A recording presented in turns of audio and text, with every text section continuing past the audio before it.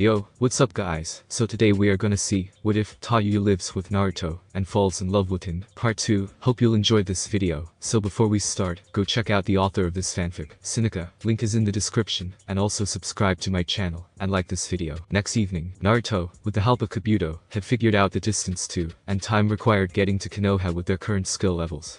Kabuto had also been immensely helpful with the layout of Konoha, so they would not be going in there blind, both literally and figuratively, as they needed the cover of darkness to cover them. Naruto was giving them a final briefing before they got their supplies, and left. Guys, a mission like this has been attempted before on the Hyuga clan by Kumo about 3 years ago. Even when the kidnapper had the night to cover him, he was still caught. Only differences are that he was known to be in the village, while we weren't, and he was the top jounin of his village. Tayuya snorted. Must be weak, as shit then. Yurabu gave Tayuya a reproachful look, but said nothing. Naruto continued the briefing once everyone had turned back to him. With Kabuto's help, I figured out it will take us about 72 hours to get there once we leave, having only an hour to sleep a day, stopping for 2 of the short breaks a day. No one complained. They were used to this kind of rough travel. Problem is, once we get there, they're pretty quickly going to find out that an Akamichi is missing, and will go searching. I don't know how quick the response is, but from the second we get inside Konoha's walls, I'm giving us 15 minutes to get in, get to target, and get out. When we're out, we can't stop until we're back over this side of the border. We can't afford to fight once the mission starts, because the more noise we make, the less chance we have of getting out alive, if at all. Any questions or anything? No one moved, so Naruto nodded. We leave tonight at 8 p.m. Wear standard Odo uniform without the 8. Meet out the front of the complex. They nodded, and left to start preparing for the mission. This was going to be a long 6 days. 3 days later, on top of the walls of Konoha, the trip here had been completely uneventful. Thanks to Kabuto's spying, they had avoided all of the Anbu and regular guard patrols. Naruto overlooked the peaceful sleeping village. As he got up from his crouching position, he smiled. Whatever you do, don't release your seals. You know the plan. Mission. Commence. All 6 of them jumped down over the walls, and began sneaking through the streets towards the Akamichi clan house, which was not too far away. They encountered no patrols, again thanks to Kabuto when they surrounded the Akamichi clan house. Naruto called over his headset. Forgo. Hi. Kidomaru jumped up onto the roof, and quickly found the ventilation shaft for the building. Kidomaru was most suited for this job due to his unique spider-like abilities. Kidomaru crawled down the shaft, and quickly found the sleeping quarters. He immediately dismissed the clan leader's immediate family, and went for the lesser clan members' rooms. He looked into the next room, and found a 15 or so year old black-haired sleeping male Akamichi. He smiled, as he brought forth the chakra-infused spider webbing from his mouth, and dribbled it onto the grate, surrounding it. When the webbing had hardened enough to grab onto, he lifted the grate noiselessly, and placed it next to the opening. He spat 4 more spider strings out, and attached them to 4 of his 6 hands, lowering himself into the room carefully. Once he was just over the Akamichi, he chewed some more chakra webbing, and spat it directly onto the lower part of the Akamichi's face, his arms and legs, completely binding, and silencing him before he even awoke. The Akamichi could still breathe through his nose, but could no longer form the necessary hand seals to perform any of his clan. Kidomaru released 2 more webbing strings to pick the Akamichi up, and then pulled him back up into the rather wide ventilation duct. He dared not risk placing the Akamichi down, in case he started thumping the vent, and caught the others' attention, so he held the overly large boy still with 4 arms, while he replaced the grate, and destroyed the chakra webbing, deleting all traces that he had been there barred the now empty bed. He silently crept back along the vent shaft, and out onto the roof to see 5 familiar figures there. They nodded to each other, and replaced the grate before leaping away, melting into the shadows. It would not be long before the Akamichi found they were missing a member, and search parties would be sent out. Once they passed the walls of Konoha with their target, Kidomaru looked at Jirabu. Boy, Jirabu, carry this status, he's heavy. Jirabu nodded, and took the still thrashing child. Naruto could see the child was desperately trying to get free, causing Jirabu to fall behind so he could readjust, and not let him fall. Naruto sighed, and looked at Gaara who nodded. Gaara looked back at their target. Akamichi, listen well. If you cause our team any more problems, we will kill you. It makes no difference whether we get an alive Akamichi or dead one, as long as it's in one piece when we get there. It would be very easy to control my sand to block your nasal passages. With your current rate of respiration, you would die within 30 seconds from lack of oxygen. Keep still or I will kill you. The Akamichi weighed his options, and resigned to his fate. Gaara nodded. Well chosen. They continued to race away from Konoha. Naruto saw Tayuya was looking at him, and was about to open her mouth to speak. He held out a hand. Wait. Naruto looked at Kidomaru. Cover his entire head, and his nose. I don't want him listening or lip reading if he's capable of it. Kidomaru nodded, and spat a thick blanket of webbing around the Akamichi, leaving everything covered bar his nose. Naruto looked at Tayuya, who spoke. First time back in Konoha, right? Naruto sneered in disgust. I still hate the place. Tayuya snorted. I can see why. There's no way in hell those shitheads can raise a ninja in a village like that. I bet their academy graduation exam is to make a bunshin. Naruto laughed, causing the other 5 to look at him. Spot on. The final test is to make a bunshin, if I remember what that old fart of a Hokage told me when I lived there. Gaara counted what Suna required. Suna requires you to best and experienced genin in combat. Tayuya looked at Gaara. Kill them. Gaara looked at her. Killing is allowed, but not recommended. Tayuya shrugged. Better than a bunshin. The others agreed readily. Behind them, they faintly heard the village alarm go off, making them curse. Shit. How did those bastards find out so quickly? They looked at the Akimichi. He was completely motionless, and still breathing. His chakra was being absorbed by the chakra webbing, so they did not find out from that. They couldn't worry about that now. All they could do was pass over the border to political and physical safety. Naruto's eyes set into a hardened gaze. We're speeding up. We have an hour's left tops, assuming they get our trail first try. Don't use cursed seals unless you have to. Let's move. All of them sped up, not wanting to be caught by the enemy, and be grilled before being put to death, none more so than Naruto. They would most likely send out the Anbu first, and then the tracking specialist clan, the Inuzuka. If the Inuzuka caught up to them, even if they escaped, they would never be able to return to Konoha again without being immediately found out. This was going to test their abilities to the limits. Next morning, all of them had eaten a soldier pill to regain their strength, and keep moving. The Sound Six and their captive had covered almost half the distance already. However, they were certain they were being followed by at least 4 people. Those 4 were rapidly gaining on them. Naruto signaled a halt. Within the minute, the 4 caught up. It was no surprise there were 2 Inuzuka and their companions. The elder male whistled in respect. "These 6 aren't bad to get in and out of Konoha and escape us for half a day at your age, I'll give you that. However, your luck ends here. Hand over the kid and stand down, and we might let you live, maybe even work for us if you're good." Naruto paled visibly and had to restrain from shuddering. "I've had enough of Konoha to last me a lifetime, thanks. Still, now you found us, we can't let you report back. I have nothing against Inuzuka, but business is business." Naruto straightened and sighed. "Let's finish this. Jirabu, hold on to the fatty. You let your guard down for a second, they'll take him back, and we will fail the mission. The rest of us, release our first stage Kekkei Genkai. We'll draw everyone from this part of the fire country, but we have no choice against 2 Jounin and their companions. While they were on missions, their cursed seals were referred to as Kekkei Genkai to protect the secret." The Jounin smirk turned into a calculative glance, which turned into a full-blown look of horror, as they began releasing the first level of the cursed seals. Gaara's body was surrounded by black sand with purple veins, giving him the look of a tanuki. Naruto's fingernails sharpened into claws, his teeth grew into fangs, and his hair grew unruly, while his whisker marks darkened. They stumbled back under the sheer amount of rage, hatred, anger, killing intent, but most of all from the pure smell of death and decay they exuded with their chakra. Naruto snarled at them. All those with the Kekkei Genkai that is not a Taijutsu are hated, feared, and detested for their abilities. We are hunted ruthlessly for what we cannot control, nor have a say in. Feel our pain. The Jounin and their canines cried out, as they were torn into by all 6 of the children, who did not listen to their cries of pain, and eventually pleaded for mercy. Once they were sure that they were well and truly dead, they stopped using their cursed seals, and turned around. Naruto formed several hand seals before launching a ball of fire at the corpses, incinerating them, and turning to leave with his team. 2 days later, apparently, they had evaded Anbu or even tracker pursuit for the last 2 days. Tayuya snorted. "Konoha really is weak, as shit. Only sending 2 Jounins after us. They're probably shitting themselves now." Naruto and Kidomaru felt something was slightly off. If anything, they should have felt the presence of at least 1 chakra signature or Chunin level or above, but they hadn't even detected a normal person, let alone a platoon of Anbu. As dusk on the 2nd day settled, they found out why. Tayuya smiled. "See? Weak as shit. I don't think so." They came out of the bushes to find a squad of Anbu members, and judging by the canine companion of one of them, one was an Inuzuka. Naruto silently cursed himself. He should have known they would be faster than them, and would likely block all borders to cut off their escape. The Inuzuka female growled. "They're those damn brats who killed my father and sister. You better fucking believe you're going to pay for that." Everyone in Naruto's party except Tayuya's sweat dropped and looked at the sole female in their party. "What are you idiots looking at?" Naruto shrugged as he thought up a plan to try and fool their opponents. "Doesn't matter. What does is that these guys are going to be damn tough.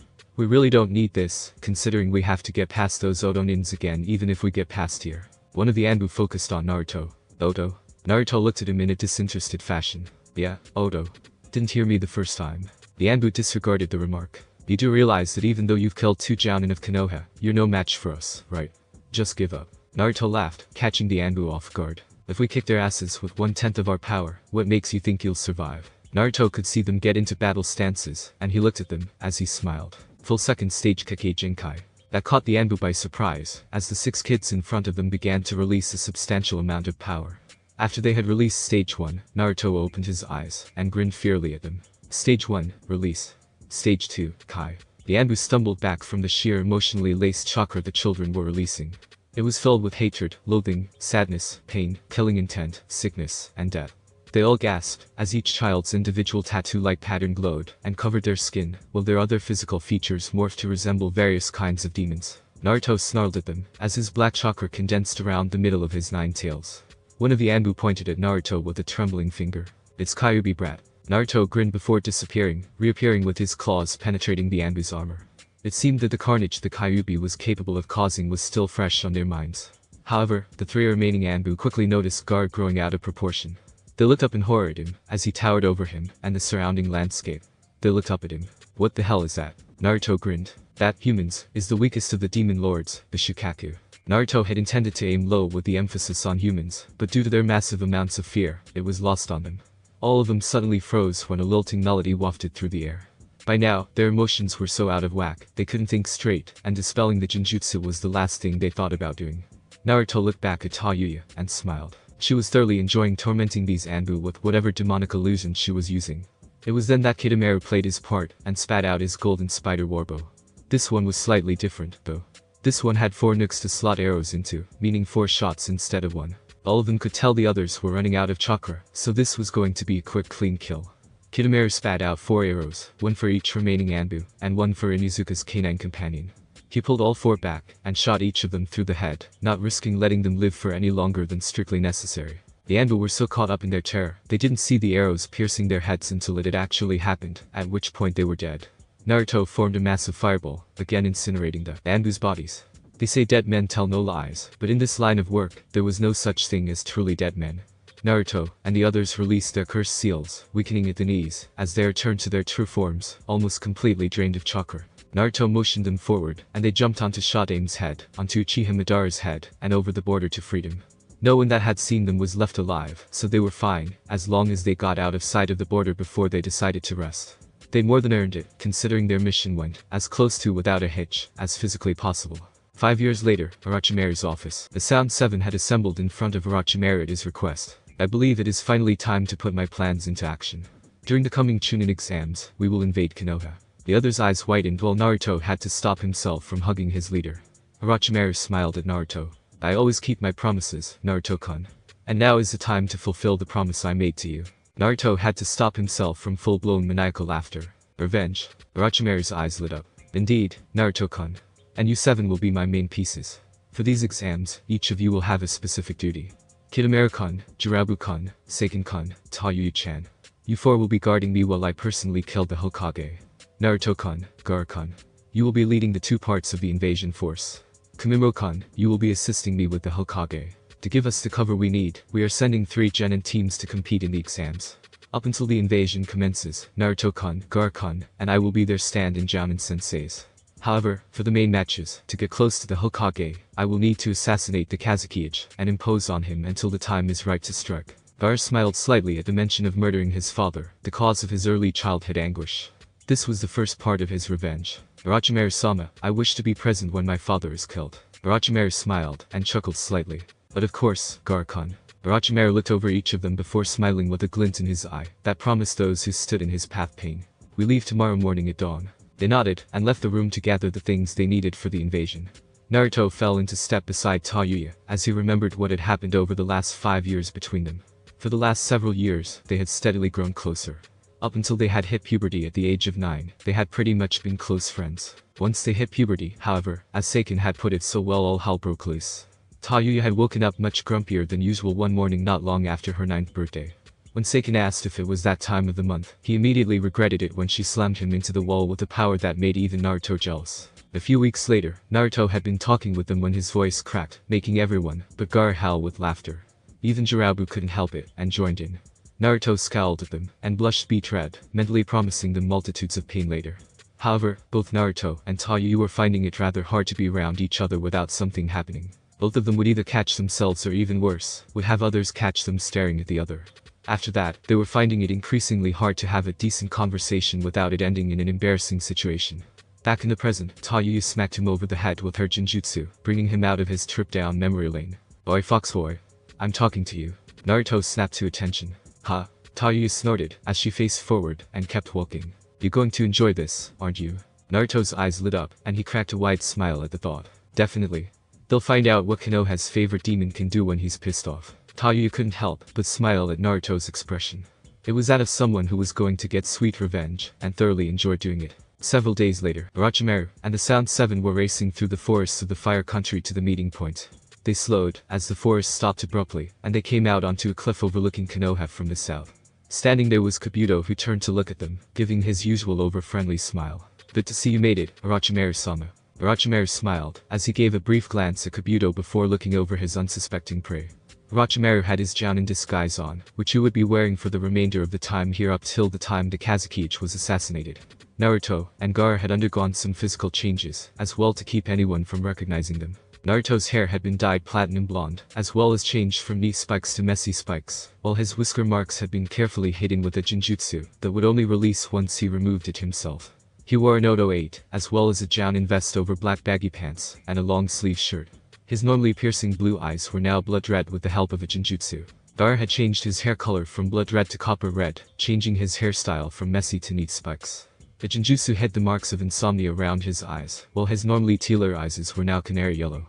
He wore the same outfit as Naruto and Orochimaru. "It's finally come. The annihilation of Konoha." Orochimaru smirked as he looked at the Hokage monument, or more specifically, the third face on it. "Sandaima make you pay." With that, Orochimaru gave Kabuto several instructions before the bespectacled spy went back to Konoha to carry out his master's instructions. Orochimaru turned to his direct subordinates. "All of you except Naruto-kun and Gaara-kun take up your positions, and wait for further instructions." They nodded and disappeared, leaving Gaara, Naruto and Orochimaru to wait for the three Oto genin teams to arrive. After several minutes, they came into view. Orochimaru smiled, as he and his two bodyguards flickered down to just in front of the 9 genin. They stiffened slightly before standing to attention. Orochimaru smiled and chuckled. "We will be your Jounin senseis for the duration of the exams. Don't fail us." "Hi." Orochimaru took position behind the center genin team, which consisted of a massive boy with brown spiked hair and black eyes, a slender girl with shoulder-length black hair and hazel eyes, and another normal-sized boy with brunette hair cut into a crew cut and piercing green eyes. All three of them wore some variation of the standard Oto genin uniform. Gaara's team was the same as Orochimaru's team, 2 boys and a girl. Naruto's team recognized him immediately. "Naruto." Naruto's eyes widened before they narrowed. He had seen Zaku around on occasion, and talked to him once, but when it came down to it, Zaku was still his subordinate. "Zaku, while we may be acquainted, it would be best to refrain from using our first or last names here, considering how they would kill us on sight. After all, I don't want Konoha finding out I've returned until it's too late." Zaku nodded. "Sorry." Naruto shrugged it off while Dosu looked at Konoha, and back at Naruto. "This is your village of birth, sensei." Naruto sneered, which they took for a yes. Zaku smirked. "Doesn't look like much." Naruto chuckled darkly. "Which is exactly why I left it. Konoha's a great place if you're an average person, however, for those of us who are not normal, it's hell on earth." Orochimaru smiled at Naruto's unusual description. How surprisingly true. With that, they approached the south gate. The guard nodded at them. "I assume you're here for the Chunin exams." Orochimaru nodded, and the 12 of them showed their passes, which the guard gave a casual check over, and nodded. "You're fine. Please enjoy your stay in Konoha." Naruto and Orochimaru smiled, as they imagined their town of birth in flames. "We will." With that, the 3 genin teams entered Konoha, memorizing everything for the attack. Naruto could sense several ninjas of genin level, trying to pitifully conceal themselves while scouting them. Naruto looked at Orochimaru, who smirked. Naruto looked back to his makeshift team. "You 3 go, and have some fun.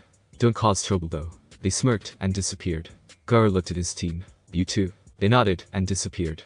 The last team saw the look they got from Orochimaru, and disappeared as well, leaving the 3 senseis to find a place for them to rent, until it was time to commence the plan. That night, in the hotel, Orochimaru, Naruto, and Gaara were addressing the 9 Oto genin on their real mission in their hotel room. "Our purpose for coming here is not to have you pass the Chunin exams.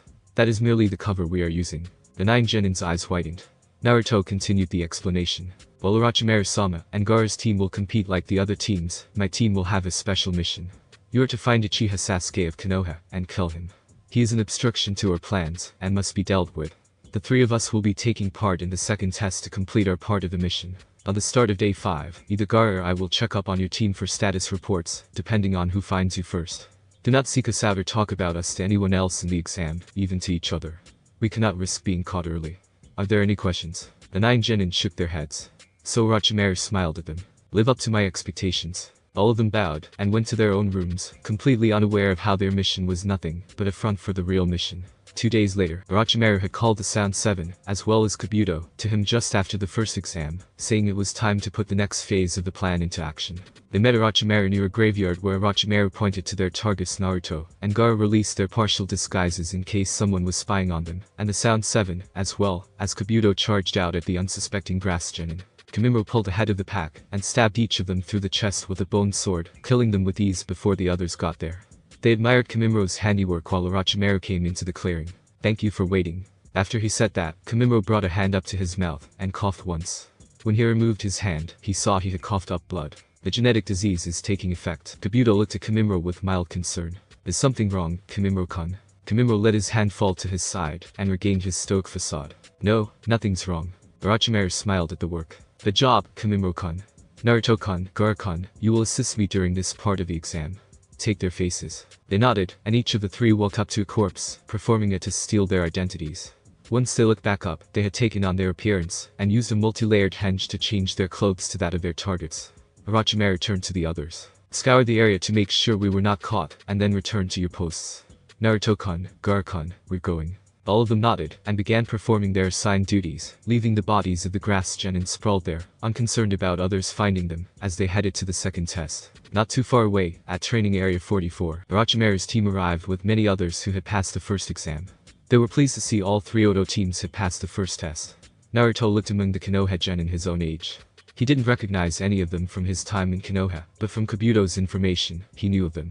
He looked over the teams before he came to a team with a raven-haired Uchiha, who was the target for this part of the plan, a pink-headed girl the cards identified as Haruno Sakura, and then the last was a brown-haired boy with 2 orange tattoos on his cheeks, somewhat similar to an Inuzuka. However, the Inuzuka clan tattoos were red, as well as pointed at one end. These were orange and rectangular. Naruto smirked, as he thought to himself. Knowing how I would have turned out if I'd stayed, that would probably have been me, and I'd probably have a crush on that pink-haired fool. Naruto restrained from shivering, shaking his head, as he concentrated on the task at hand. The examiner sparked his interest. It was the very first person Orochimaru had given a curse seal to that had survived. Mitarashi Anko. As Anko began trying to instill fear into the genin, the brown-haired boy on Konoha's Team 7 did an imitation of Anko, and scoffed at her. You'll have to do better than that to scare me. Anko smiled sweetly, covering up her true intentions. Aren't you a brave little one? Anko slid a kunai into her hand from her coat sleeve, and in the same motion, hurled it at the boy. It whistled past him, and just cut his cheek. However, Orochimaru happened to be standing in its direct line of travel, and moved his head out of the way. However, his hair did not move with him, and the kunai cut a strand of hair off. Naruto and Gaara smirked. Orochimaru got very touchy when it came to his hair, especially when it was cut. Most of the genin were focusing on how Anko was directly behind the boy. Boys like you die the fastest. After spilling the red blood I love so much all over the place. Anko was about to lick the blood off his cheek when she pulled a kunai out of her other sleeve, and was about to stab the person behind her, when said person extended to what most people would consider a disturbingly long tongue, that wrapped around the kunai she had thrown. Here's your kunai. Anko smiled, as she took it while everyone else except Naruto, Gaara, and Anko became wary of this grass thing. Ah, thank you. But don't stand behind me like that, if you want to live. Naruto and Gaara had to practically choke themselves to keep from snorting. Kill Orochimaru. That never would or could happen. Anko took the knife, and Orochimaru withdrew his tongue. Well, I get agitated when I see blood. My precious hair was also cut, so I got a bit excited. Orochimaru started walking back to his bodyguards, stepping up to the Haruno who gave way to him with a look of something akin to morbid fear plastered on her face. Anko smiled at genin. It looks like there are a lot of hot-headed people here today. This is going to be interesting. Anko walked back to the gates, and pulled out a stack of consent forms. Before I start explaining the second test, all those participating will have to sign these. Since Orochimaru's team was not here to take the exam, they turned out, as Anko explained the rules. Once they had signed the consent forms, they were called up to the stand where they were given a scroll of earth, and told which gate they would enter from. After they got to gate 15, they squatted into a half-sit half-lean that would allow them to spring forward at a moment's notice. Naruto looked at his leader from under his coolie hat. So, we're going after the rookies first, right? Orochimaru looked at Naruto. It seems we can kill from here on, so it will be easier for us. At 1 minute till 2 p.m., the examiners at each gate unlocked the gates and stood back. Anko counted down the last 10 seconds before she called over her headset. We will now begin the second test. The gates flew open, and Orochimaru's group charged in. Orochimaru held down his coolie hat, so it did not blow off from the speed they were traveling, as he gave out his orders. Find the kids. Naruto knew the ones Orochimaru was talking about. Those three, right? Naruto took Orochimaru's lack of an answer for a yes, and they ripped through the forest at a speed that if someone had seen them would have instantly been able to tell they were nowhere near genin level. Several hours of searching later, Orochimaru sensed the Uchiha not too far away, and motioned both of them to wait while he used to sink into the ground, and sneak up to them to listen into their conversation, while the other two stayed back. If the three of us get separated, don't trust anyone even if he looks like us. There's a possibility that one of them might transform into one of us, and approach us. Both of his teammates agreed while Haruno spoke. Then what should we do? Let's decide on a password. The third teammates groaned. I hate passwords. If a different password is given, assume he is an enemy no matter what he looks like. Got it. At that point, Sasuke detected the presence of Orochimaru, but did not show it. Listen carefully, because I'm only saying this once. First, you'll ask the ninja song Ninki. The answer is the following. It is a good chance if a large number of enemies are making a scene, there are no hideouts even in a quiet place. It is important for a ninja to know the right time, the time when the enemy is tired and lets his guard down. That's it. Haruno smirked. Got it. The other boy mumbled before turning around. Yeah, got it, I guess. Sasuke stood up. I'll keep the scroll. The third member of the team was starting to get up. Boy, Sasuke. He was stopped when a piece of bark skimmed his cheek, making a shallow cut. He pressed his hand to his cheek, as a trickle of blood oozed down, and then looked in the direction it had come from.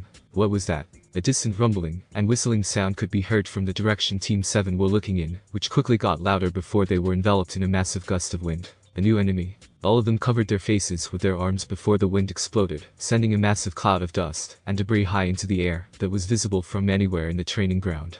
At the point the blast of wind originated, Orochimaru smirked. You two go have fun somewhere else.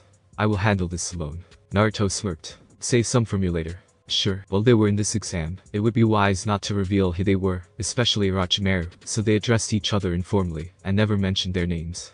Both Naruto and Gaara disappeared from sight to go, and vent some excess energy of their own on some groups of hapless genin, leaving Orochimaru to deal with Team 7. Naruto looked at Gaara who was smiling, as well. You want to handle the Suna teams? Yes. You will be taking care of the Konoha teams, correct? Yeah. I'll see you at the tower. Both of them split up to go, and have fun with their own former village's teams, happy for a minor amount of revenge, before the mass carnage that would be unleashed during the main matches. With Naruto had gotten lucky, and found a team of Konoha genin within half an hour of searching. Not surprisingly, he didn't recognize them, so they were literally nobodies. He jumped down in front of them, making them go on guard. These kids would have been about 4 years older than him. They smirked at this lone grass nin who had a death wish. Not exactly smart, taking the three of us by yourself, are you? Naruto smirked. They said I need my teammates to kill you. Both of them are having fun with other teams now. The Konoha genin got into defensive stances, pulling out a kunai each. Naruto sighed, and formed a single hand seal, beginning to melt into the ground. The Konoha genin looked at him in fear, as he just seemed to melt into the ground like it was some sort of quicksand. After he disappeared, they began looking around to see where he would attack from. What they didn't expect was that the ground underneath them heaved upwards, and a massive explosion came from underneath them, much like an oversized landmine. The genin flew into the air before crashing back to the ground, groaning, and trying to get up. They heard someone land in the middle of them, and just saw the grass nin standing there. Who are you? The grass nin smirked, as he walked up to the one who had talked, and picked him off the ground by his collar. Why should I give my name to a dead man? Then again, I guess the soon-to-die find some sort of comfort in knowing who killed them. However, given how Konoha has treated me, I don't think they deserve even that right. Naruto changed his grip on the genin, so that his hand was now crushing his neck. The Konoha genin's eyes bulged, as his supply of air was cut off. The other two were staring in horror, and then started retching when Naruto snapped his neck. Bearing witness to Orochimaru's methods of killing made this seem tame by comparison. He dropped the lifeless genin's body to the ground, and turned to the others. One of them took out his team's heaven scroll, and placed it on the ground in front of him, and began trying to get away. Take our scroll, please, don't kill us. Naruto laughed, as he approached the genin. Naruto stopped, as the Kyuubi gave him access to his early childhood memories, or at least, one in particular. It was him on his 3rd birthday, being beaten by the regular group. And this kid was one of them. He snarled at the genin, and walked past the scroll, grabbing the genin, and hauling him to look at his face. I remember you. You're one of the bastards who I'm specifically here for. This is going to be fun, breaking every bone in your body, and hearing you scream in agony. The genin's eyes widened. But I've never seen you before. Naruto smiled sadistically. Technically, he hadn't seen this body before, but that changed little. He saw that the last genin was trying to make his escape. He formed a cage bunshin who chased after the last one, and lodged a kunai in the back of his head. The cage bunshin dispelled, leaving Naruto to deal with the last one. The genin looked at Naruto in pure utter fear. "You're not a genin, are you?" Naruto smirked. "No. Technically, I never even graduated from the academy. Now, I don't want to listen to your stupid questions anymore. Let's hear something else." Naruto took his free hand and grabbed genin's lower leg. The genin screamed as Naruto gave his leg a savage twist, snapping the bone. The genin took one last look at Naruto and fainted from the pain. Naruto looked at the genin deadpanned. "I'm starting to wonder why I was ever scared of Konoha." Now that the genin would not scream in pain, Naruto picked up the deposited heaven scroll and pocketed it. Although he himself would not use it, he had a feeling that his genin team would. He placed an explosive tag on the still technically alive genin's chest, activating the tag and walking away. He smiled as the clearing exploded, getting rid of almost all traces of the Konoha team. He leapt into the trees to look for another team to kill. With Gaara had just finished up playing with the Suna team who provided him with several minutes worth of entertainment, as he crushed each of their limbs one by one with his sand. It was now late afternoon on the second day. He had both the Heaven and Earth Scroll from the two Suna teams he had killed. He decided on what to do next when he felt a pulse from his curse seal go off. He sighed as he pocketed the Earth Scroll and went to find Orochimaru and answer his summons. That evening with Orochimaru had deemed the last Uchiha of Konoha just worthy of receiving a curse seal. He was currently sinking into a tree to get out of the area when he felt a familiar presence nearby. He opened one eye and saw who it was. Hisashiburi Dana, Anko. Anko stepped up and glared at her former sensei and the bane of her existence. "Orochimaru, you are an extremely dangerous S-class wanted criminal. That's why I'm going to kill you, even if it costs me my life." Anko flinched as she heard laughing from all around her that it was not from Orochimaru. Two figures appeared in front of her target, and she paled when she felt curse seals on both of them. The broad-shouldered one smirked. "What makes you think you can kill Orochimaru-sama when you can't even kill us?" Anko glared at them. "Who are you two?" Orochimaru smiled as he reversed his merging with the tree and stood behind them, placing a hand on each of their shoulders. "Anko, I would like you to meet your replacements.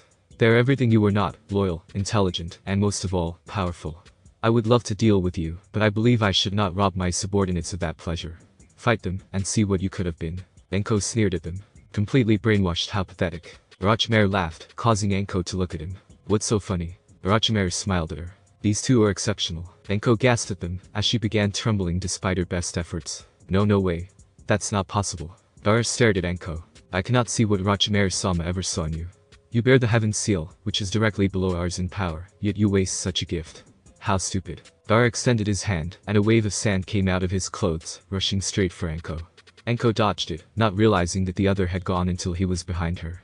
He stabbed her in the back and scowled as she used Kawarimi to exchange herself with a log.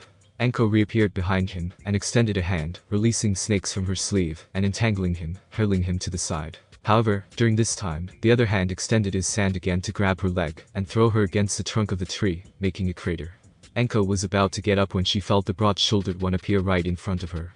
She tried to get back up, but found that the normally yellow sand had turned black and had engulfed her legs and arms. What scared her most, however, was that the sand was actually burning her skin, letting a deadly poison seep into her pores. She hissed as Naruto landed a savage kick to the middle of her chest. She grimaced as she looked up to see the sand retreating, as both boys jumped back to Orochimaru's side. "As you can see, Anko, this is the kind of power you could have obtained if you had stayed with me."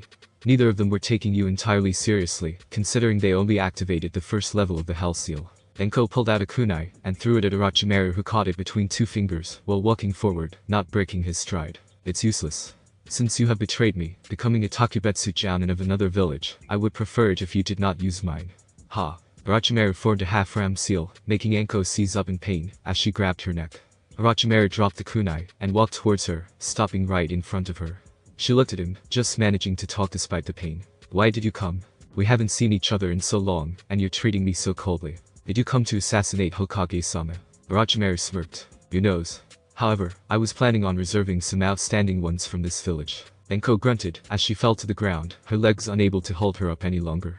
"I just gave someone that same curse seal as a present a while ago." Orochimaru leaned down in front of Anko, much like a parent would with a child, completely mocking her. "There's a boy I want." Anko looked up at him, anger filling her eyes and voice. "As usual, you just do what you want, but that boy is going to die. Yes, there's only a 10% chance he will survive, but he might be like you, and not die." Anko pressed him for information in the chance she survived. He seemed quite interested in this boy. Orochimaru smiled as he answered, placing a hand on Anko's face, making her shudder in disgust. Are you jealous? Are you still angry that I used you and cast you off like trash? Anko sneered at the insult. Unlike you, he seems like an excellent ninja. After all, the boy carried the abilities of an Uchiha. His body is beautiful, and he is capable of becoming my successor. If he survives, things will become interesting. Orochimaru stood and struck a somewhat dramatic pose. Whatever you do, do not cancel this exam. Orochimaru began walking back to Naruto and Gaara while continuing to talk to Anko. 9 from my village are under your care. I'm going to enjoy this. Orochimaru reached Naruto and Gaara, and the three of them turned into flames of purple chakra and disappeared, but Orochimaru's voice still echoed throughout the area. If you take away my joy, it will be over for the village of Konoha. Anko gasped as another painful jolt raced through her body, trying to decide what to do with this new information. Morning, day 5. As they had said, Naruto and Gaara began checking up on their teams on day 5. The first team Naruto found was his own, and was rather shocked to see that they were in bad shape. He jumped down, making the Oto Genin go on guard. Relax you three, it's me. Naruto switched his voice back to his normal one, making the three get out of their stances. Naruto looked over Zaku with a raised eyebrow. What happened to you? Dosu sighed, as he explained. Sasuke-kan was given a cursed seal, which he survived and used against us. If it wasn't for his pink-haired teammate, we would be dead. Naruto's eyes narrowed. Of course, he knew he was given it, but he had to play dumb. Is that so? That was not part of the original plan. However, as a ninja, you are expected to adapt to any situation put in front of you. You should have retreated, which I can tell you didn't. I work much like our leader does. I give people one chance. Next time, I can't guarantee what will happen to you. The three of them nodded, as Naruto chucked a pair of scrolls to them. Naruto disappeared, leaving the three Oto Genin to walk the last leg of the journey to the tower. Not too far away, Naruto dumped his borrowed outfit, returning to his Oto Genin disguise. He destroyed the evidence, and approached the tower. He was greeted by a Chunin examiner, who nodded at him. This way please. Naruto walked around the tower to a door that had a sign saying non-participants entrance above it. The examiner led Naruto through several corridors into the main arena. All eyes in the room turned to him, and scrutinized him. It seemed that Anko had indeed told them about Oto's leader and apprentices, however, they did not move to apprehend him or any others, so it seems that she had also told them about what would happen if they did. Naruto suppressed a smile, as he walked up to Anko, who looked up from her clipboard. Team. Ibumi Zaku, Kanuta Dosu, and Kintsuchi of Oto. Anko checked over her clipboard, and nodded. They've just reported in, and passed. Naruto nodded, and took his place on the other side of his disguised leader from his teammate and friend. They nodded to each other. Naruto saw that the senseis from 4 Konoha teams, 5 if you included Kabuto's sensei, 1 from Suna, and the 3 of them from Oto were present. 5 minutes later, the genin came into the room. Anko looked at them. Line up in your teams. All of the teams lined up. The majority of them were looking at Naruto and Gaara in shock and amusement. Naruto heard whispers like, how can kids like that be a jounin? And I bet Oto doesn't really have any jounins. Naruto smiled, as Kabuto corrected them. There are children younger than them who are already Anga captains. They didn't believe him, but Kiba intervened. Kabuto is right. Akamaru can sense a person's power level by smell. Whoever those two are, they're very powerful, way more powerful than us. Several of the Konoha females still didn't get the message, and brushed them off until the venerable Uchiha stepped in. Age means nothing. My brother was an Anbu captain when he was their age. The girls did a full 180, and took full notice of Sasuke. Their actions screamed naive, letting everyone know they cared more about love than being a ninja. Everyone focused on Anko, as she addressed them. Hokage-sama will now give an explanation of the third exam. Naruto could care less. All he was focusing on was Haruno fawning over the Uchiha. How the hell did she survive an encounter? Scratch that, how the hell did she become a ninja at all? By the time their little spat had finished, so had the Hokage's explanation. Naruto looked to the side, as a Konoha jounin appeared in front of the Hokage. Hokage-sama, the third examiner, Jekuhei, will explain the rules of the exam. The Hokage nodded. Please do. Hei turned around, and coughed several times. Pleased to meet you everyone. Before we start, there's something I want you to do. Cough cough. Competed in some preliminary matches. These matches will begin immediately, so anyone who is not feeling well, and wishes to quit, please tell me. You can do so without fear of failing your team from now on. Orochimaru narrowed his eyes at Kabuto, who raised his hand. I wish to quit. Everyone looked at Kabuto in disbelief, as Hei looked through his clipboard. Let's see, he flipped over several pages before finding what he wanted. Konoha Zakushi Kabuto, correct. Very well, you can leave. Kabuto turned, and walked out of the hall, smiling to himself. Everyone who was watching his retreating back turned back again, as Hei coughed. The reason for these preliminaries is that the first and second exams may have been too easy this year, but there are far too many of you left to be put into the final knockout tournament. At the final test, many very important people will be there, and we cannot afford to waste their time with endless battles. Please look up there at the scoreboard. It will decide your fate. Anko looked up at the closed panel and whispered into her mic. Open it. The panel slid up, and the board flashed before cycling through the names. Naruto smiled at the selection. Uchiha Sasuke vs Sakura Yoroi. Sasuke smirked. Right off the bat, huh? Zaku motioned both competitors forward. Both left their teams and stood facing each other. First match participants are Sakura Yoroi and Uchiha Sasuke. Are there any objections? Both opponents indicated there was none. We will now begin the first match. Everyone except the two fighters, please vacate the arena and stand with your senseis on the balcony. Once everyone had walked up, Hayate started the match. First match, begin. Yoroi surrounded his hand with chakra while reaching into his ninja pouch. Sasuke pulled out a kunai just as Yoroi hurled a trio of shuriken at him. He gave a grunt of effort as he deflected them back at Yoroi and wobbled as a pulse of pain from the cursed seal went through his body, making him collapse to the ground. He looked up and saw Yoroi was no longer in front of him. He rolled out of the way as Yoroi slammed his palm into the ground. Sasuke stabbed his kunai into the ground to stop his movement and then used it as a pivot to capture Yoroi's leg, making him crash to the ground. Sasuke skillfully placed one leg over his collarbone and the other around his arm, while using his own arms to hold Yoroi's arm in place over his chest. Yoroi smirked as he turned his palm around and grabbed Sasuke's chest and activated his. Sasuke's eyes shot open as Yoroi deactivated him. My stamina. Yoroi casually raised his arm and then slammed it down while getting up, as if there was no threat to him, despite his casual demeanor. He slammed his palm to Sasuke's forehead just as he was getting back up and laughed as Sasuke finally realized what was happening. My chakra, are you? You finally noticed. Sasuke's hands fell off Yoroi's arm as he lost the strength to keep them there. Sasuke growled as he kicked Yoroi in the stomach, sending the older genin stumbling. Both got back to their feet. Yoroi reactivated his chakra training and charged Sasuke, sweeping his hand through the air as he tried to reattach his hand to Sasuke's head. He eventually scored a near hit, just brushing one of Sasuke's bangs, making his younger opponent stumble before regaining his footing. Yoroi smirked at Sasuke, which was hidden behind his sunglasses and mask. What's wrong? Had enough. Sasuke weighed his options as Yoroi charged again, sending strike after strike Sasuke's way, which Sasuke skillfully dodged before he disappeared, much to everyone's surprise. Sasuke reappeared inside Yoroi's guard and gave him a savage kick to the chin, sending him flying before reappearing behind him as they both sailed through the air. Yoroi looked over his shoulder. Please shadow dance. From here on, it's all original. Sasuke placed 2 fingers into Yorai's back. This is the real end. Sasuke froze as the cursed seal activated, making him cough up blood. The pattern of marks that looked like a cross between clouds and fire raced across his skin. The Jounin prepared to jump in and stop it when, to their surprise, the seal's effects started retreating. Naruto could see his leader grinning hungrily at his newest target as he prepared to carry out the rest of the "sorry for keeping you waiting." Sasuke grabbed Yoroi and started a savage combo, the first of which Yoroi blocked. Not good enough. Sasuke smirked and then brought his other foot around, which Yoroi was not expecting. After several more hits, Sasuke brought his held down and connected it with Yoroi's stomach as he landed, vastly increasing the damage done. Shire ending. Sasuke rolled backwards and came to a stop, not moving. Yoroi was also in no condition to move. Hayate closely observed both of them to see if either would get back up. After several seconds, Sasuke shakily rose to a standing position. Hayate checked on Yoroi and confirmed he was out cold. Hayate looked up and coughed, pointing to Sasuke. First match winner, Uchiha Sasuke. Several Konoha genin cheered as Sasuke's sensei poofed down to the arena and supported his student with a knee just as he fell onto his butt. There was a minor argument with the medics that ended up in Kakashi leading Sasuke out of the arena. Hayate coughed, catching everyone's attention. We will now choose the second match participants. The screen flashed before cycling through the names. Abumi Zaku vs Abiram Shino. Both participants' eyes locked, as did their senseis. The female Konoha Jounin sized Naruto up, while Naruto gave her an entertaining look. Zaku smirked as he looked at Shino. Is the other weakling? Naruto's eyes narrowed as he looked at Zaku. Don't underestimate an opponent for any reason. You should know that better than anyone, Zaku. Zaku snorted at the veiled insult and made his way down to the arena, as did the Abiram. We will now begin the second match. Begin. The Jounins in the room absently noticed that Orochimaru used a standard variation of Shushin no Jutsu to cover himself in smoke and disappear. They focused back on the fight. Shino remained stoic as he talked with his opponent. If you choose to fight me here, you will never be able to fight again.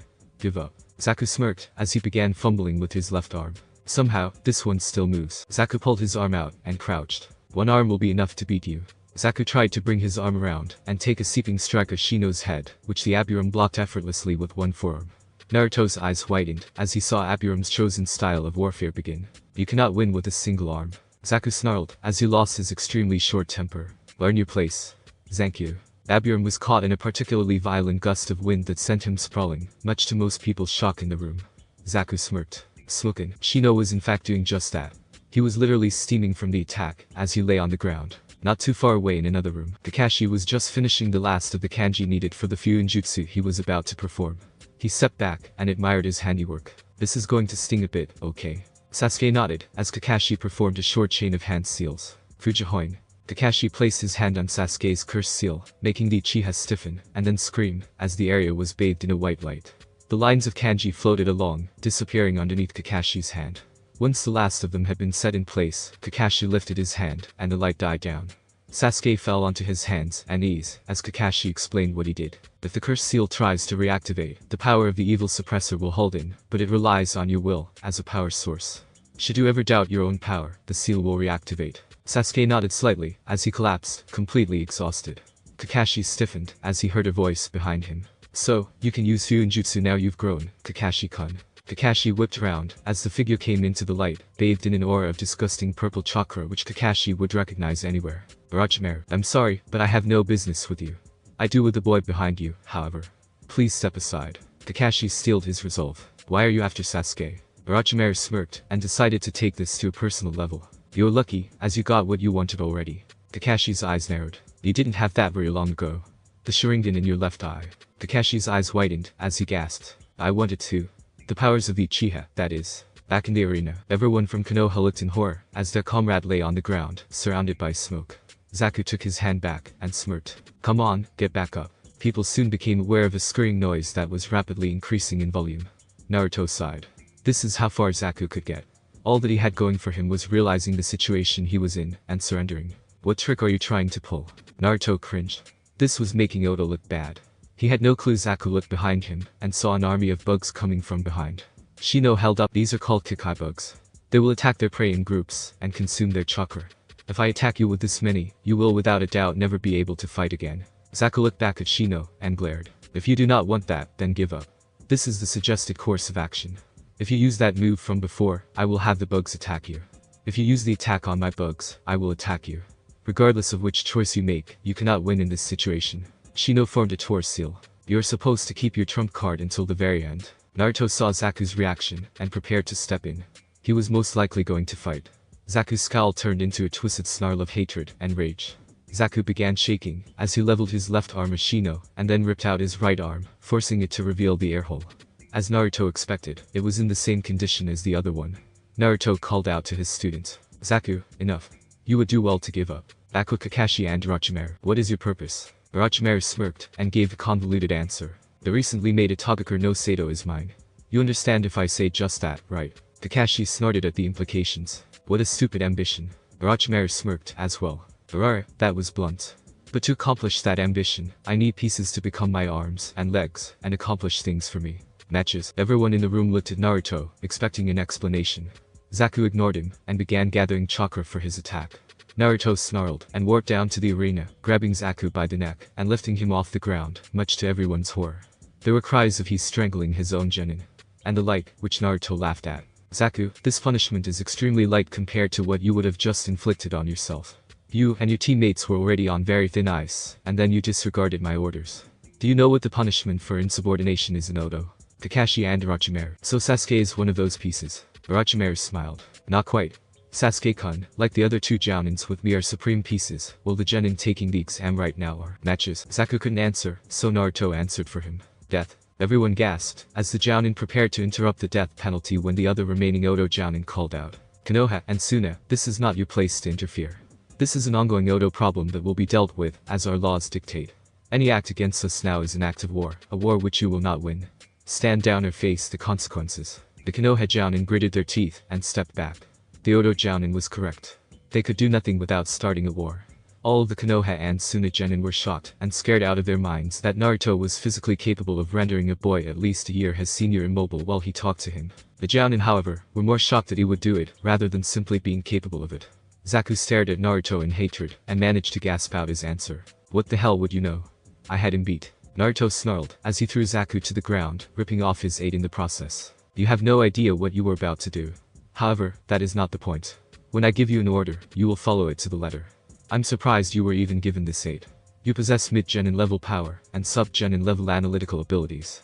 After these preliminaries, I will deal with you. Naruto turned his back, and a smirk touched the corner of his mouth, as Zaku stood up, and glared at his sensei. Most jounins looked at him in shock at such a blatant error on his part. Kiba snorted at him. What kind of a jounin turns his back on an opponent? Kurenai narrowed her eyes. Either a very stupid one or a very confident one. Zaku raised both arms at his sensei, and screamed at him. Hook, line, and sinker. Don't you dare walk away from me. Kakashi and Orochimaru, mere sacrifices. Matches. Everyone looked in horror, as Zaku's arms exploded at the elbows, sending the bottom half of his arms flying forward, and landing on the ground, trailing blood the entire way. Everyone gasped, and many threw up at the two severed halves of the bloody appendages. Naruto turned around, and sighed. And that was the exact reason I told you to give up, Zaku. Few in this room noticed until it was brought to this, so let me show you where you went wrong. Naruto walked over to both forearms, and casually picked them up, making several others lose their stomach contents. Naruto began his lecture. Firstly, you let both your opponent and myself sucker you into our own paces, throwing logical thinking out the window, and giving way to anger. If this had been a real-life battle with an enemy, and not a regulated match, you would now be dead. Naruto walked over to the screaming Zaku, and showed him the palms of his now severed hands. Zaku gasped, as he saw what his sensei had meant. You see now, don't you? That's right, this is the second part of where you went wrong. When you attempted to punch the Abiram, he placed a large portion of his bugs onto you that crawled in between your layers of clothing, so as to remain unnoticed by everyone, especially you. After you blasted him with your Zankyuha, he had the bugs come back out, and block your air holes to prevent you using the same attack again. You know what that means. When you tried to use it again, the chakra tubes in your arms could not expel the air, so it sought a way to escape. There was nowhere for it to do so, so it built up in the weakest part of the tubes, the elbows, and continued to expand until it burst, and this is the result. Abiram had indeed kept his true trump card for last. You failed the most important lesson, as a shinobi, Zaku. Look underneath the underneath. Everyone except Gaara stared at this Oto jounin in horror and amazement that he had seen through everything they did not, and analyzed it, attempting to stop his student from killing himself, only getting angry when his student had disobeyed the order. They had made a completely incorrect assessment of him, however, his treatment of his student left a lot to be desired. No wonder he was a jounin at such a young age. Naruto dropped Zaku's arms, and sighed. Zaku, you cannot use ninjutsu or jinjutsu anymore, and almost all taijutsu styles require the use of your arms. Your life as a ninja is over. Kakashi and Orochimaru started walking towards Kakashi, who thought over his options. Orochimaru made an exaggerated step, which caused Kakashi to go into action, powering up the Rikiri. Don't come any closer to Sasuke. Even if you are one of the former legendary Sannin, I can still sacrifice my life to kill you. Orochimaru froze for a moment before he burst out laughing. Kakashi's eyes narrowed further. What's so funny? Orochimaru smiled at him, as he could taste the waves of fear rolling off Kakashi. What comes out of your mouth, and what your body is telling me do not agree with each other. Nani? Using that seal is pointless. While it may stop his self-manifestation, it will still seduce him with its power. He has a heart that will seek power, no matter the personal cost, as long as he believes it will help him achieve his revenge. He possesses that kind of disposition. He is an avenger. So he took advantage of that still, Sasuke won't. Eventually, he will seek me. Just as your sensei's legacy has. Kakashi gasped at the revelation. It was common knowledge that Uzumaki Naruto had vanished, but this confirmed those that were close to Arashi's worst fears. Kakashi growled. Where is he? What did you do to him? Orochimaru laughed again. He was a fine research subject, I will give him that. Kakashi gasped at the implications. Orochimaru was well known to kill people, and use them, as research subjects for his twisted goals. The fact that it had happened to Naruto was heart-wrenching. Kakashi deactivated the Rikiri, and fell to the ground. Naruto, I'm so sorry. Orochimaru laughed, as he turned to leave. You had your chance, Kakashi, and you threw it away. I guess it gives a whole new meaning to the term chances missed, doesn't it? Orochimaru disappeared, laughing all the way. Kakashi openly sobbed at failing his sensei's last wish. He slammed his fist into a nearby column, smashing it to pieces. Why? Why do I keep failing them? Damn it, matches. Naruto looked up at the Konoha jounin, and smirked in contempt, as they gave him calculative glances. Label, that's all they can do. How pathetic. Naruto poofed back up to his team, who gulped, and tried not to look too intimidated. Remember you two, you were also skating on thin ice. Don't give me a reason to do what I did with Zaku to you. Hey, check Zaku, and coughed once before looking at Shino. Shasha, Abiram Shino. The medics came onto the field, picking up Zaku's arms, and placing the rest of him onto a stretcher. Gaara walked several steps towards Naruto, so now the two remaining Oto jounins were standing in between the three groups of Oto genin. Gaara looked at Naruto in that completely deadpanned expression he was so famous for. I wonder what she would have said if she saw you do that. Naruto caught on instantly to what Gaara was saying. When she was used without a name, it was always Tayuya. What do you mean? What would she have said? She'd go off on a swearing fit and then hit me over the head. What do you expect? People raised an eyebrow. A woman would go on a swearing fit and then hit him over the head and live. Gaara snorted lightly. I will never understand why a female our age is so violent or foul-mouthed, despite the fact it is somewhat amusing. Naruto shrugged, acutely aware that everyone was looking at them suspiciously. Business is business, pleasure is pleasure. They're mutually exclusive. We can ponder her actions in our own time. Right now. Naruto indicated towards the scoreboard, which had picked the next set of names. We have business to attend to. Gaara nodded and looked over the screen. Indeed. Odo no Beku vs Hyuga Hinata. The massive Odo Nin smiled, as he hoisted himself up onto the railing which bent under his weight, and jumped down, causing a tremor that was nothing short of an earthquake. Hinata cringed at the sight of her opponent. Both of her teammates wished her luck, so she gathered her resolve, and went down to the arena. Heiid stepped forward. A third match between Odo no Beku and Hyuga Hinata. Please begin. Hinata was scared stiff. This boy was so much bigger than her, and no doubt more powerful. Despite the fact that his lower head was heavily bandaged, she could see him smiling. The boy made no move to begin, but spoke to her. I have heard much of the Hyuga. Your style, Jiken, adopts the persona of I am a mountain, I will move for no one, correct? Hinata's eyes whitened, but nodded, making the Odo Nin smile again. I will educate you on what a mountain really is. Attack me when you wish. Hinata's eyes whitened. Oh no, are you not going to attack me? Nin shook his head. I do not make offensive movements. Hinata gathered a rather weak resolve, and activated her clan's taijutsu. Byakugan. Hinata gasped when she saw her opponent's pathways. They were very different from regular persons. They were heavily focused around the limbs and neck. Ear? The Odo Nin nodded. Correct. Please attack. This Odo Nin's rather formal way of talking was somewhat amusing for most people in the room. Hinata fell into her Jiken stance, and charged. The Odo Nin cocked his head to the side before falling onto his stomach, and drawing his extremities inside his clothing. Hinata slowed momentarily before speeding back up, and aiming a strike directly for where his lower back should be. Ha! The strike connected, but Hinata cried out in pain, as she drew back, her finger bones completely broken. No one was more surprised than Niji, who was watching with his own Byakugan activated. Hinata's attack had not even pierced the surface. It was not that her attack was weak, but the shell almost seemed to absorb it, and break her fingers at the same time. Everyone heard the Odo Nin's voice from inside his body. Jiken is rather ineffective against me, as you can see. My first name is not just for show. Hinata thought about what she could do. A Taurus's back and sides were always very well defended, but its underside was not. The problem was his underside was facing the ground, completely untouchable by any attacks she could throw at him. Now she was wishing she had been allowed to learn some basic elemental to complement her arsenal. Coming up with an idea, Hinata pulled out an exploding tag with her good hand before charging in. She jumped up, intending to slap the note on his, and tell him to give up when she heard a faint whistling noise from below. She saw Beku's shirt start rustling before it exploded off him, ripping into Hinata with jets of air. Hinata screamed in agony, as the chakra-infused air blasted past her, ripping her skin, clothes, and worst of all, making her temporarily deaf. Hinata fell to the ground, and stayed still. Beku brought his limbs, and head back out, and stood up. His clothes were designed so that only the back would be destroyed when he used his sound. Beku nodded at her. And neither is my surname. Hinata gritted her teeth, as she tried to get back up. All this time, Beku had not even moved from the crater he had landed in when he entered the arena. Beku smiled. Some called it a Zet Ibaujo. No one has put a scratch on me yet, even though I'm nothing but a shield for my comrades. Sorry, Hinata-san, this battle is mine. Hinata was in no position to argue, and looked at Heiid. I give up. Heiid nodded, and pointed to Beku. Shasha. Beku. Beku bowed to the Hyuga heiress before lumbering back up to his teammates who smiled at him. Hinata was taken out on a stretcher.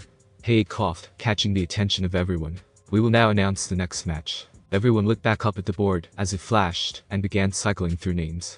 Gaara raised a hairless eyebrow at the names. Tsubaku no Ryuketsu vs Rock Lee. Gaara couldn't help, but let out a snort, catching the Sun team's attention that were standing next to him. Carnage of the Sand. Let's see what they think Carnage really is. Naruto saw that the Suna team was the royal team, consisting of Kankuro, Temari, and a 7-year-old brown-haired boy, that had a gourd strapped to his back, who looked like he was just holding back from committing a massacre. Much to Gaara's, and Naruto's amusement, the 7-year-old Carnage warped down to the arena using Gaara's Shunshin no Jutsu. Gaara snorted. Seems the Kazekage still has to learn not to toy with demons. The Suna Jounin glared at the insult to their cage. Well, absolutely true, it was still demeaning. They had tried to keep their experiment that went by the name of Gaara quiet, but it was still the subject of insults directed their way on many occasions. However, Naruto was drawn back to the Konoha fighter who was currently listening to his older clone of a sensei's lecture, and scribbling it down in a notebook. Their voices were impossible not to hear. Lee? There's no time for that now. I don't think anyone has noticed yet, but Naruto listened in. It couldn't possibly get much worse. That gourd is suspicious. Gaara for once actually sweat dropped while Naruto completely face-faulted. Both recovered and looked at them to see something that was utterly disturbing. Rock Lee of Konoha was currently hugging his unnervingly ugly sensei in a scene that made Naruto's insides crawl. He was unable to suppress a shudder, which more than one jounin caught, and frankly didn't blame him. They were surprised however when he shot every single Konoha jounin with a sincere look that screamed "I feel so sorry for you." Hell, not even Konoha deserved this kind of torture on a daily basis. Eventually, the touching scene stopped, and Lee jumped into the arena. Height saw they were both ready, and started the fight. Lee charged his younger opponent. Somewhat surprised he stood stock still, as he unleashed his trademark opening Taijutsu move, Konoha Senpyu. Much to most people's shock, the gourd exploded into sand, and instantly deflected the attack before reforming. Lee continued on with his assault, throwing punches, and kicks that would break most people their age.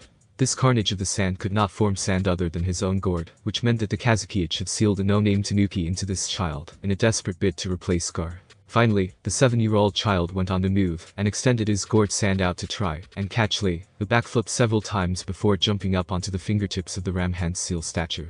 Naruto saw the Konoha Taijutsu buff sensei talking to one of Kakashi's genin, before giving Lee a thumbs up. "Lee, take them off." Naruto raised an eyebrow. What exactly would he be taking off? Lee looked at his sensei, and saluted. "Demo, Kai-sensei. I thought that was only permitted when protecting many important people." I shoved his thumbs-up fist forward to stress his point. "I don't care. I will make an exception." Lee smiled, and laughed before sitting, and pulling his orange leg warmers down to reveal weights. Most of them didn't think much of it, but Naruto thought better. They wouldn't make such a strict rule for removing them unless. The Odo genin looked at Naruto, as Lee pulled off his weights, each of which had the kanji for guts written all over it. Naruto had a gut feeling this was going to be another of their wacky quirks. "Yosh.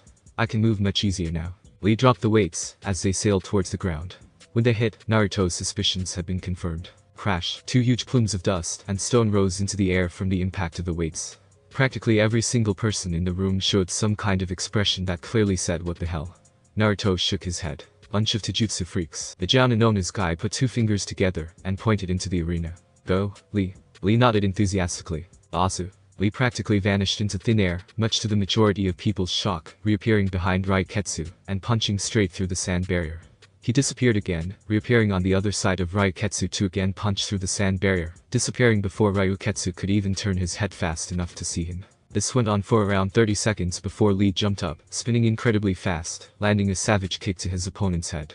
Ryuketsu recovered, snarling, as Lee gave him a punch to the face, sending his junior sprawling. Since Ryuketsu's Tanuki was a lesser one, it did not have armor of sand attached directly to the skin, and so he was bleeding. He got back up, and formed a rather strange hand seal, making his gourd explode into a fine sand mist. He grinned manically, as he held both hands out. "Sabaku Kaiu." The mist of sand that now filled the arena condensed immediately around Lee into a sand coffin, as the name implied. Ryuketsu seemed to struggle to close his fists, and the reason became apparent. The sand was crushing inwards in accordance to how closed his hand was. It seemed that the effects exerted from inside the sand dictated how quickly and powerfully he could crush the sand. Naruto was vaguely aware that Lee's sensei nodded, and that a very powerful force was emanating from Lee. Ryuketsu stopped and stared wide-eyed, as parts of the sand coffin broke off, and heavily chakra-infused wind ripped out. The entire coffin quickly exploded off Lee to reveal parts of the floor were now being ripped out and disintegrated as it rose into the air. Everyone in the room stared in horror as Lee unveiled his new look. His pupilless eyes and red skin, as well as green aura and blood-red chakra wind exploding off his body, gave him an aura that would make most men wet their pants. Naruto remembered a particular lesson Kabuto had given him on nature and its ways of dealing with physical stress. "No way." The Odo genin looked up at Naruto for an explanation. "Some plants can turn red, as a final method of dealing with abhorrent amounts of physical stress. I didn't know a human could do it. That kid's going to die." The Odo genin's eyes narrowed and looked back as Lee bent down, unlocking the 4th gate and letting out a primal scream. Naruto stepped back. "If Lee ran with this much power, all of you, step back and cover your faces." They nodded and did so, just as Lee charged forward, ripping the ground up underneath him, as he landed a savage blow to Ryuketsu's chin, sending dust and stone everywhere, ripping into opponents and bystanders alike. Dosu didn't dare take his eyes off the fight, as he called out to his sensei for an explanation. "Sensei, what is that kid doing? He's opened 4 of the 8 gates." The genin had been given a brief description on the gates, and what they were capable of. The fact that this kid, a genin, could open 4 of them was astounding. Lee reappeared in front of Ryuketsu, and began smashing him around the arena. Ryuketsu's blood was flying everywhere, but Lee seemed intent on not stopping until his opponent was defeated. Lee hit the floor, and then the roof, flying straight towards Raiketsu, who could now barely keep his eyes open. This is the end. Naruto shook his head in disbelief. This kid had already ended his chances of competing in the finals by ripping his muscles to pieces, yet he was intent on opening more gates. To answer his question, Lee was surrounded by a faint blue aura as he punched Raiketsu, ripping him back up with his medical tape and landing a savage punch kick to his chest and stomach. Your wrench. Naruto covered his eyes just as they collided with the ground. Everyone didn't know the kid had it in him. First kills are always the worst. Even with his gore protecting his impact slightly, it didn't change the fact that Lee's punches had done enough damage to kill him. Lee slowly got to a kneeling position as he looked at what he had done. He looked completely distraught. Naruto couldn't blame him though. Either Lee would have died, or Ryuketsu would have died. There was no other alternative considering how the fight had played out. Lee grabbed his heart and fell to the floor, staying completely still. He was breathing, but it was very shallow and erratic. Heiei looked over each of them. Both participants are unable to continue fighting, therefore no one will progress to the finals from this match. As soon as that was said, Guy jumped down to the arena and checked on his student. Naruto didn't pay attention to the tearful speech, but instead concentrated on Gaara, who was smiling. Naruto whispered just loud enough for him to hear. Nothing like the real thing, is there? Gaara shook his head at the implication. Nothing indeed. The Suna team looked distraught at their lost comrade. Gaara turned to the Suna team, who were practically on the verge of tears. Once the blood had been cleaned off the floor, Heiei coughed and looked up at the board, which flashed, and began cycling through the names. It settled on 2. Kintsuchi vs Narushikamaru. Dosu warned his female teammate to be careful, while she was full of confidence. Naruto gave her a reproachful look which she ignored, and went down to the arena, just as the pineapple-haired Naru stepped down. Naruto watched the fight with mock interest. Inside, he was completely appalled that Kin had ignored the warning he had given her after Zaku's fight. When Naru caught her, and then knocked her out by making her head slam against the back wall, Naruto looked up at his chain-smoking Jounin-sensei, and gave a nod of acknowledgement. The term tensai would not even fit this boy. A super genius would be more appropriate. After Kin was carted off, the next match was announced. Odo no Ken vs Yamanaka Ino. Ino looked at the teammate of Beku who nodded to his team, and jumped down, thankfully not causing an earthquake this time, as he landed. Ino took her time, as she walked down the stairs to face her opponent. They stood facing each other. Heiei brought his hand down, and jumped back. Please begin. Ino threw 3 shuriken at Ken right off the bat. Ken lazily raised a hand, and in a flash of blue light, lowered it. The shuriken either broken or completely twisted beyond use, as they clattered to the ground. Ino looked at the boy in shock. What did you? I have my name for a reason. Unlike my teammate Beku, I am almost purely offensive. While Beku has earned the nickname the Immovable Object, I have earned the name the Unstoppable Force. I will show you why. Ino got into a defensive stance, as Ken put his hand out in front of him, and focus. His arm shimmers, and emits a faint hum. Ken charged, catching Ino by surprise with his speed, and took a slice at her head with his hand.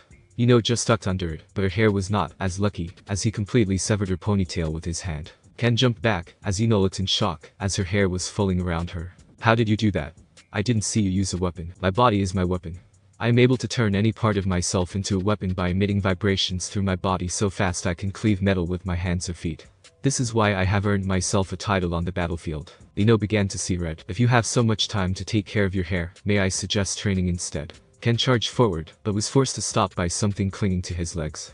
He looked down to see Ino had run a trail of chakra through her hair, and used it to bind Ken. Ino smirked. You fell for it. I'll make you give up now. Ninpu. Ken's eyes whitened, as he brought his arm blade in a downwards cut, and completely severed the chakra strand, just as Ino completed her Shintention no Jutsu. Ken jumped out of the way, as Ino's body slumped to the ground. Ken looked at her suspiciously. Some kind of solar mind transferring. Ken didn't waste any time, as he reappeared right behind her prone body, and held a vibrating hand just above her neck, and looked at the examiner. I don't know how long she will be out for, but this match is mine. Heiei waited for several seconds, but Ino did not get up, so he straightened, and pointed to Ken.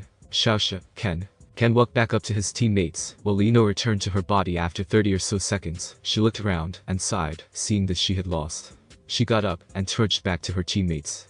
Both her teammates, and her sensei, said she had come up with a very good plan at such short notice. Naruto made no vocal mention of the fact that her very good plan on such short notice would have still ended up with her dead in a real-life situation.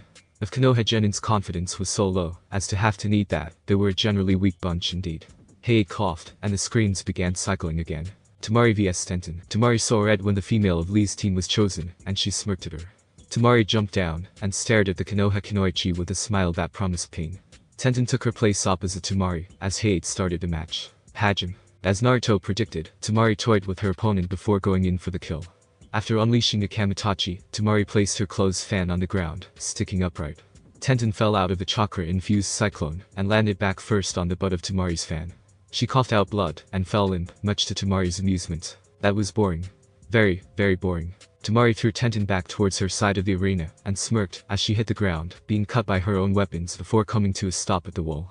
Heiei coughed, and pointed at Temari. Since her opponent is no longer conscious, Temari is the winner. Temari smiled as she hid behind her fan and disappeared, reappearing with her remaining teammate, Kankuro vs Tsurugi Misumi. Gaara looked at his former brother disdainfully as he walked down to the arena with his opponent close behind him.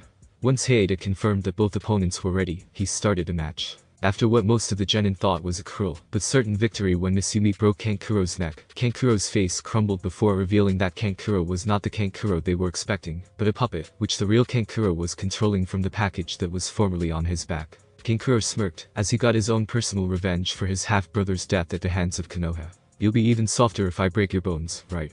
I wonder how soft you'll become if I break your spine and neck. To illustrate his point, Kankuro's puppet snapped Misumi's neck and back before releasing the chakra strings, leaving the now dead Konoha in and the puppet to fall to the ground. Heiei coughed and pointed to Kankuro. Shasha, Kankuro. Kankuro smirked as he grabbed his puppet and walked back up to his team. Heiei started the selection process for the next match with his cough. Odo no Ama vs Shinta. Naruto looked across to the Konoha participant from Team 7. So, it's time to see what my replacement can do. Shinta seemed far too excited to be able to understand the situation he was in. Alma stepped up and stared casually at his opponent who raced down, eager to fight. Naruto's sweat dropped. Would I have been like that? How frightening. Heiei looked at both of them before bringing his hand down to start the match. Please begin when ready. Shinta HMPH'd and smiled confidently. There's no way you can. Shinta didn't even get to finish his sentence, as Alma charged in with frightening speed, and landed a shoulder charge to Shinta's sternum, sending the boy flying back to impact against the wall. Alma looked at Shinta in a calculative way. Win? It is not a certainty that I will win, however, it is very likely. It is also possible for you to continue this fight. My teammates and I work in perfect synchronization with each other, to the extent that we are almost extensions of each other. However, if separated, we are all still capable of fighting.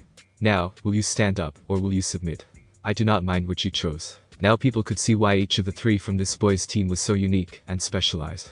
They worked as a sword-shield armor combination, as their names suggested. Shinta slowly got to his feet, panting. Alma nodded, and got into a defensive stance, making a beckoning motion with his hand. Shinta charged in, growing wary when Alma closed his eyes, and began to let out a constant, very well-modulated hum. Shinta gasped, and grabbed his ears, as he fell to the floor in obvious pain. Alma stopped, and looked at Shinta, who looked back at him with a scared look in his eyes. What the hell did you just do? Alma began an explanation, keeping an eye on Shinta the whole time. Do you know what sound is? Shinta stared at him with an "are you stupid" look, which Alma ignored, and continued. Sound is merely vibrations. However, in order for sound to travel, it requires a medium of some kind, such as air. Water is a far better medium for sound than air is.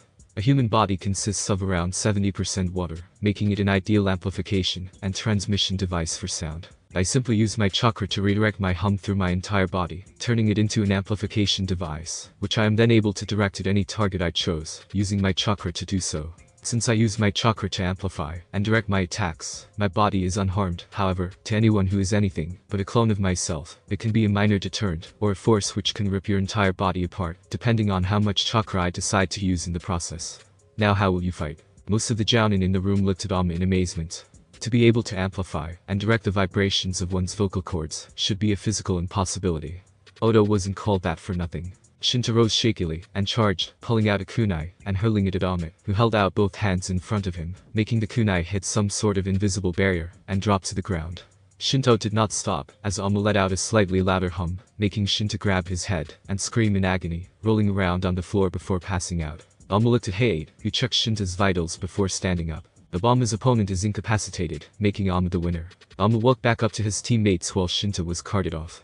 Now, there were only 4 Odo and 4 Konoha left to compete.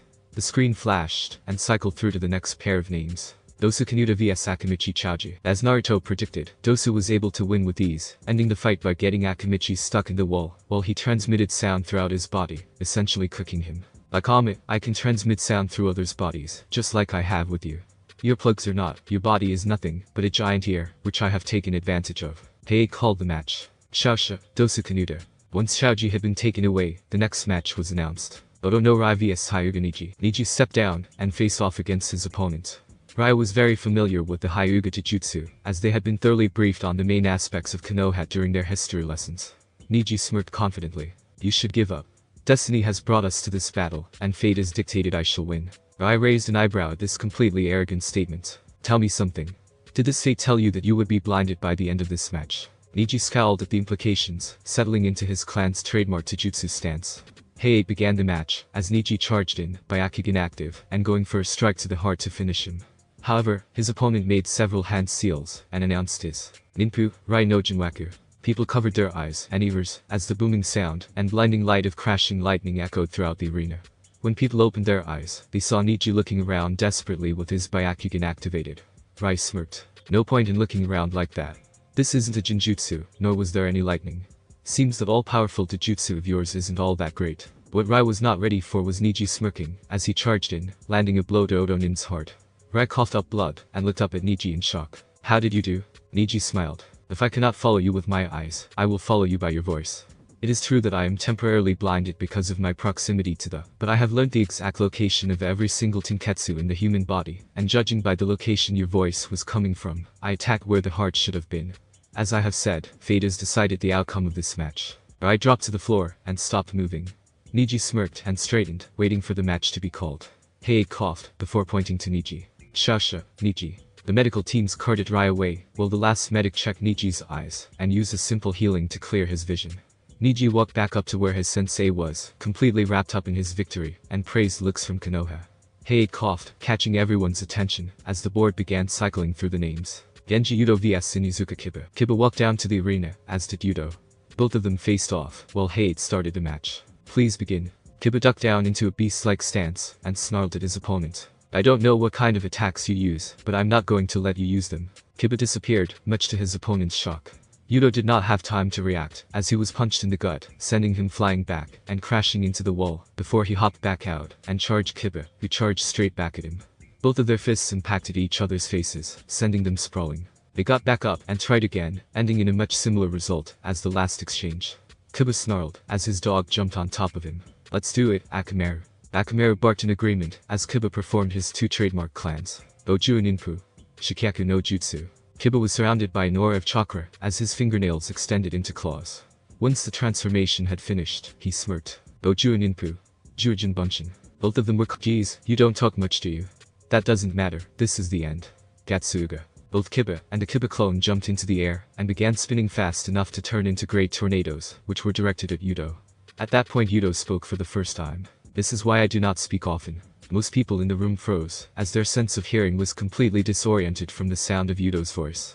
Both Kiba and Akamaru went drastically off course, both slamming head-on into the walls, and falling to the ground. Yudo ran up to the temporarily phased Kiba, and held a kunai to his neck. He smirked, and spoke again. Checkmate. Kiba froze, as he suddenly got the worst case of vertigo he had ever received, and fell onto all fours, bringing up his stomach contents. Yudo stood up, and looked at Heiei, who pointed to Yudo. Shausha, Yudo. Yudo walked back up to his teammates, who nodded at him. There was no need to choose the next participants, as there were only two left. Both females stepped up, as Heiei began to match. Final match, begin. Sakura took out several shuriken, and hurled them at her black-haired opponent. She smirked, and jumped to the side. Sakura ran after her, creating two bunchins which tried to flank her.